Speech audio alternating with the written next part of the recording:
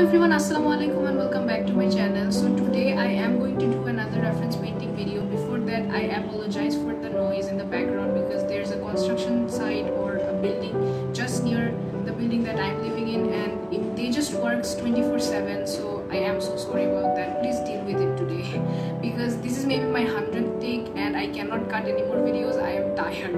So apart from that, today the photo I am choosing, it is also taken by Apu.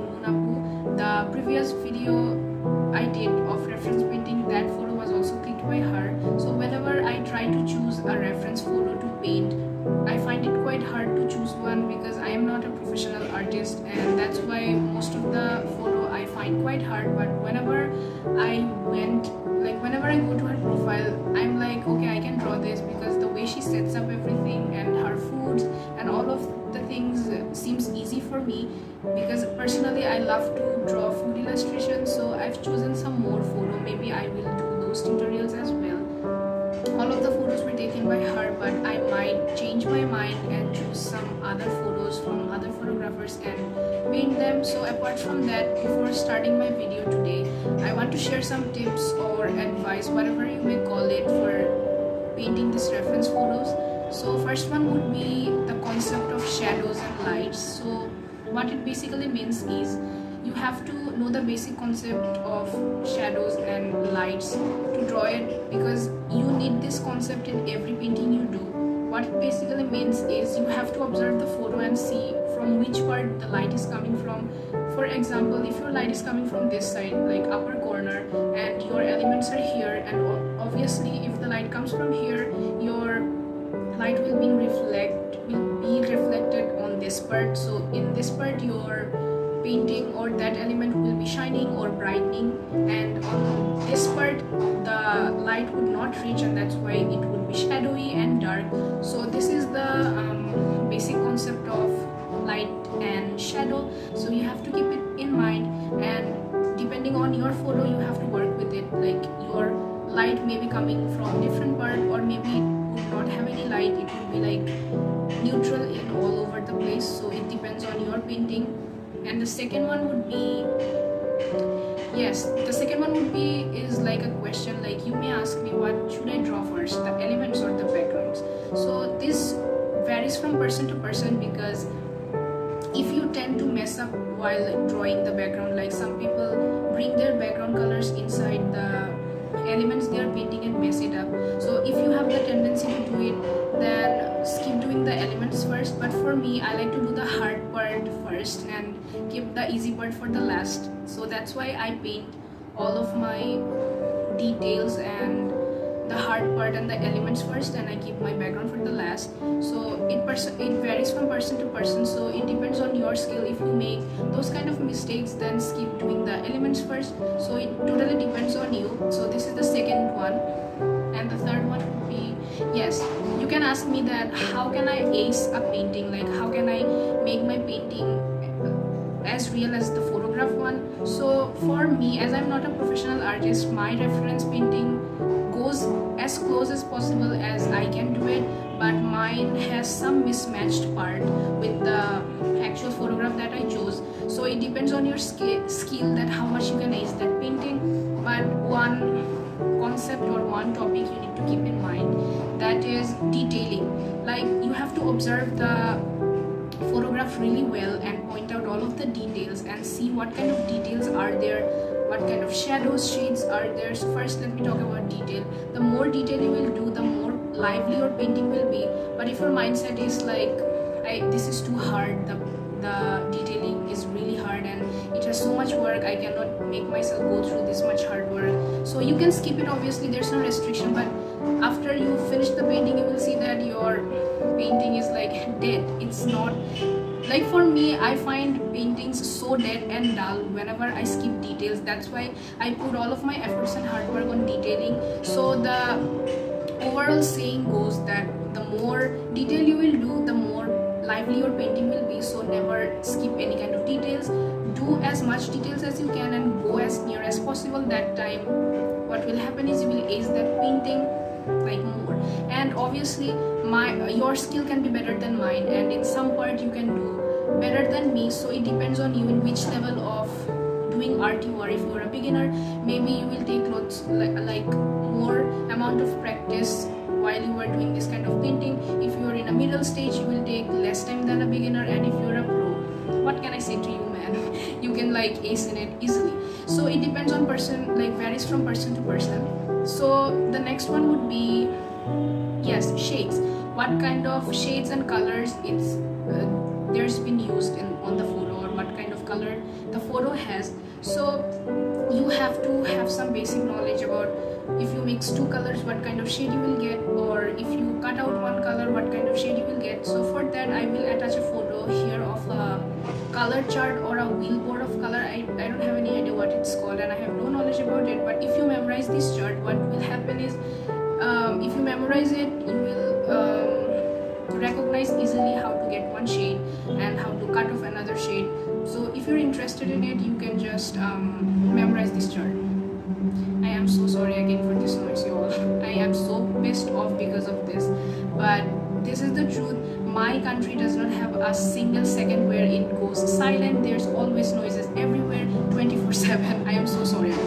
So the last and final tip would be, never ever pressurize yourself, and take this seriously. Like if you pressurize yourself about and compare yourself with others, that I must ace on this, my painting must come out like this, it should be like this, and pressurize yourself, then obviously if you can ace up in painting 50% from 100%, then if you pressurize yourself, then you can not even ace that 50%. So that's why make yourself calm and be patient while you paint. Otherwise, the ability you have to draw 50 to 60%, you will lose that as well. And what will happen is, if your painting does not come out as you've expected, that time you will lose your confidence, and you cannot convince yourself to make yourself convinced to sit for painting again, because by that time your self-confidence will go so down. So never pressurize yourself.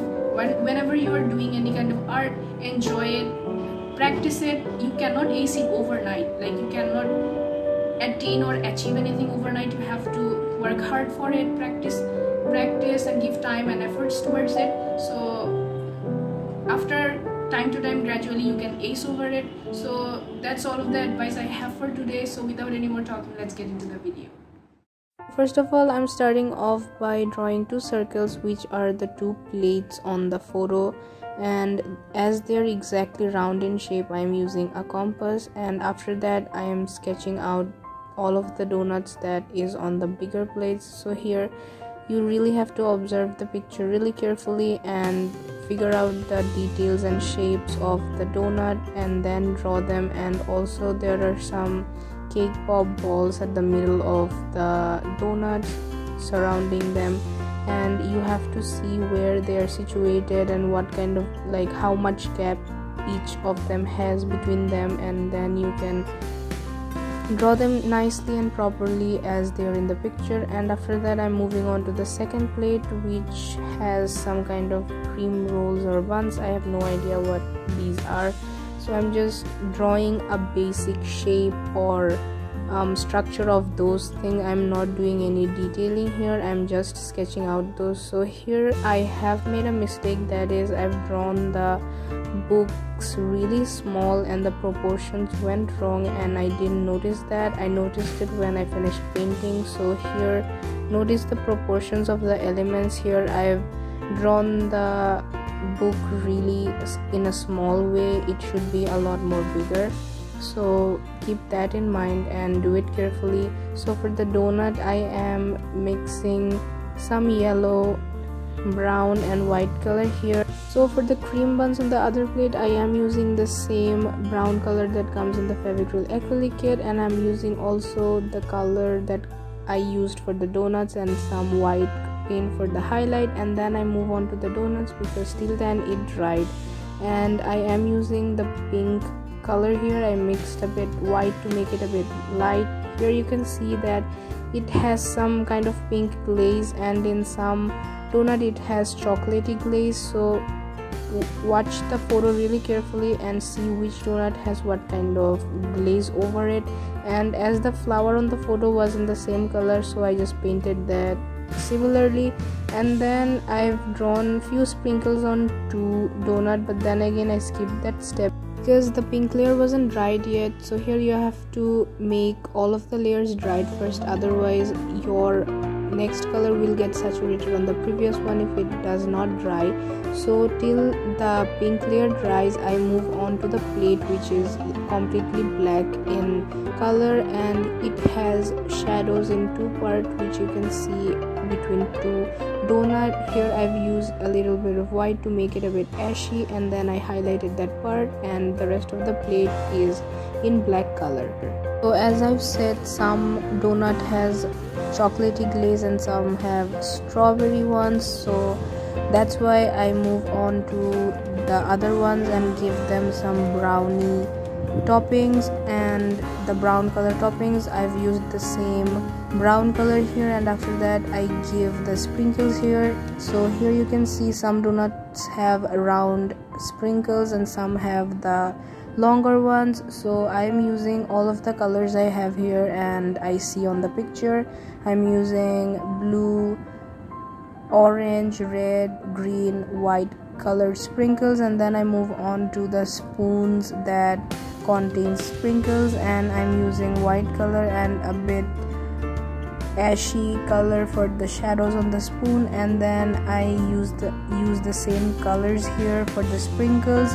And then after they're dried, I move on to the donuts and give them the sprinkles, and I am using my white gel pen here, but then I was like, the gel pen was really light, and that's why I move on to white paint again. And then I do more detailings on the plate. As you can see, the glaze on the donut fall onto the plate and some sprinkles also fall onto the plate, so I'm giving those details.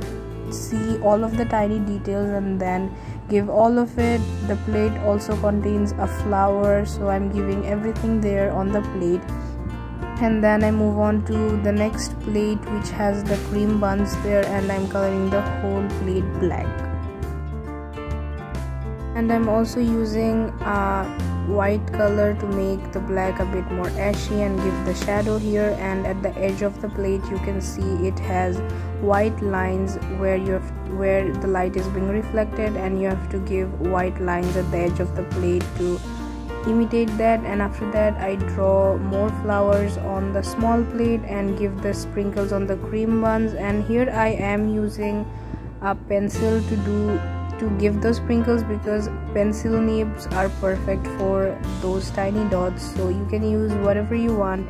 Then I move on to the book. As you can see, the cover of the book has a mixed tone of brown, and the mixed tone of brown basically, and the tea inside the cup is also in the same color. The plate, the design the plate has also is in the similar color, so you can use one brown color that comes in the Fevicryl kit and mix some white in there to make the brown color. I've used only one color and just white paint to give the shadows there and make the different kind of shades of brown, and then I painted that. Then I move on to the background because all of my elements are finished, and here I'm just using white and black color for the background. As you can see, the background is not solid ash color, it has some kind of textured ones. That's why I have taken a big brush and I'm just keeping it in straight way, and I'm just dabbing it on a straight motion as you can see from the video.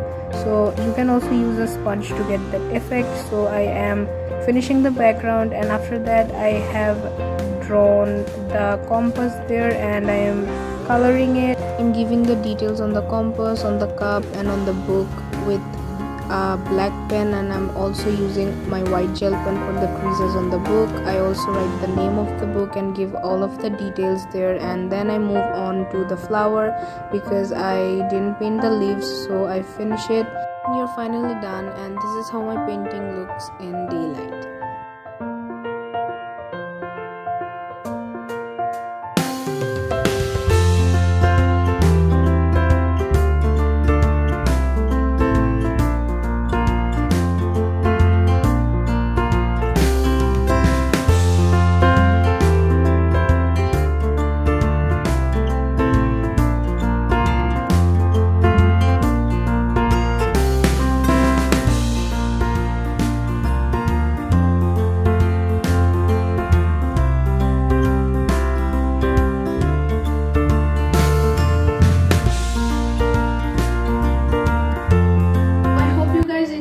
video, and if you did, please give it a big thumbs up, share and subscribe to my channel and help me grow. I'm giving this channel my all to grow and giving all of my dedication towards it. So if you want to support me, please subscribe to my channel and share my channel with whoever you can and help me grow, support me, and also let me know what should I do more, what things you want me to do, and leave your feedbacks in the comment section down below. Till then, take care and I will see you on my next one. Bye.